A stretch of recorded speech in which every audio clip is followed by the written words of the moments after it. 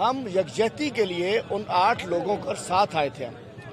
हम जब यहाँ पहुँचे तो इस गेट के ऊपर बदतमीजी की गई। हमारा हक है, हमारा प्रिविलेज है, हमारी असम्बली हमारी है, सिंध की आवाम की है, और उन्होंने इस असम्बली के गेट हमारे लिए बंद किए और उसके बाद हम लोग अंदर गए। उसके बाद हमारे 5 MPs और 2 खवातीन पहले उनको उन्होंने, और यहाँ बदतमीजी की गई है। मैं बताना चाहता हूँ अफसोस के साथ, आज एक स्याह दिन कैसे था कि सिंध असम्बली के मेंबर्स को सिंध असम्बली में दाखिले से रोक दिया। इजलास में रोकना राइट है, सिंध असम्बली हम सब की है। और उसके बाद कुछ लोग थे जो हमने आज कभी नहीं देखे यहाँ।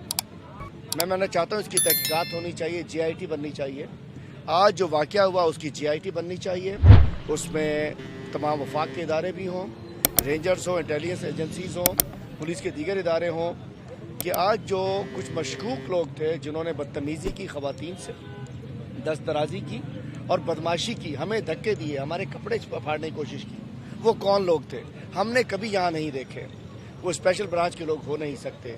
और ये पुलिस जो खड़ी की हुई है, ये पुलिस बेचारी डाकू इनको मार के डांस कर रहे होते हैं, उनको तो पकड़ते नहीं है। ये पुलिस भिजवा दी गई MPs को बेइज्जत करने के लिए।